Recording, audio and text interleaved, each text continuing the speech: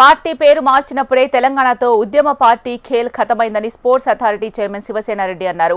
గాంధీ భవన్లో ఆయన మీడియాతో మాట్లాడారు. తెలంగాణ ఇచ్చిన పార్టీపై విమర్శలు చేస్తూ బీఆర్ఎస్ నేతలు ఉనికిని కాపాడుకునే ప్రయత్నం చేస్తున్నారని ఆయన మండిపడ్డారు. సమస్యలను గుర్తించి సామరస్యంగా పరిష్కరించే ప్రయత్నం చేస్తుంటే బీఆర్ఎస్ నాయకులు నీతి మాలిన రాజకీయాలు చేస్తున్నారని శివసేనారెడ్డి దుయ్యబట్టారు.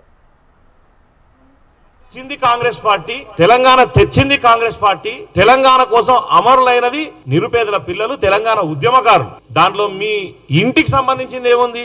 మీ పార్టీలో ఏ నాయకుడికి సంబంధించింది ఉంది? ఉద్యమకారులలో ఏమో టికెట్ ఇచ్చినావా? ఎవరికన్నా ఇచ్చినోని గెలిపించినావా? ఎంతమంది ఉన్నారు? ఈ రోజు అరే టిఆర్ఎస్ పార్టీకే ఈ రోజు మీ పార్టీ పేరు తీసిన రోజే మీ పని అయిపోయింది. ఈ రోజు తెలంగాణ రాష్ట్ర సమితి కాదు, భారతీయ రాష్ట్ర సమితి. తెలంగాణ రాష్ట్ర సమితి అని తీసేసిన రోజే తెలంగాణ ప్రజలు నిన్ను నమ్మడం వదిలేసిరు. అసలు నీకు తెలంగాణ గురించి మాట్లాడడానికి హక్కే లేదు. రాష్ట్ర సమితి పెట్టుకున్నందుకు భారతదేశం గురించి ఏమైనా మాట్లాడుతున్నావు అంటే గది లేదు. ఈ రోజు చిత్తశుద్ధి ఉంది అని అంటే కాంగ్రెస్ పార్టీకి ఉంది. మీ లెక్క లోపల ఇంట్లో కూర్చొని ఏ రోజు కూడా లోపల ముచ్చట్లు పెట్టుకొని నీకు సంబంధించి నువ్వు పంచుకో, నాకు సంబంధించి నేను పంచుకునే విధంగా ఎప్పుడు కాంగ్రెస్ నాయకులు చేయలే. మా ముఖ్యమంత్రి రేవంత్ రెడ్డి గారు అసలే చేయలే. బరాబర్ చెప్తున్నాం. గతంలో ఎవరు చెప్పిండ్రు? భేషజాలు లేవు, బేసిన్లు లేవు, భేషజాలు లేవు అని చెప్పి మాట్లాడింది ఎవరు? కేసీఆర్ కాదా?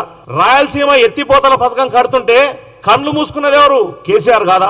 వాళ్ళని తీసుకొని వచ్చి జగన్మోహన్ రెడ్డి తెలంగాణకు వస్తే నాటుకోడి పులుసు పెట్టి నువ్వు మాట్లాడుతీవి, నువ్వు ఆంధ్రప్రదేశ్కి వస్తే చేపల పులుసు పెట్టి వాళ్ళు మాట్లాడింది. అరే పంచుకున్నది, భ్రష్టు పట్టించింది, సర్వనాశనం చేసింది మీరు చేసిన ఈ 10 ఏళ్ల విధ్వంసాన్ని ఈ రోజు రేవంత్ రెడ్డి గారు, తెలంగాణ ప్రజల కోసం నీటి పారుదల శాఖ మంత్రి ఉత్తమ్ కుమార్ రెడ్డి గారు ఈ రోజు ప్రజల పక్షాన ఆలోచన చేసి వాటన్నింటి మీద ఒకటి సరిదిద్దుతుంటే మళ్ళీ మేము ఎక్కడ కనపడకుండా పోతామో, వీళ్ళు ఈ విధంగా పోతా అంటే అనే ఆలోచనతోన ఈరోజు ఏం మాట్లాడుతారో అర్థం కాని పరిస్థితుల్లో ఈరోజు మాట్లాడుకుంటూ పోతున్నారు.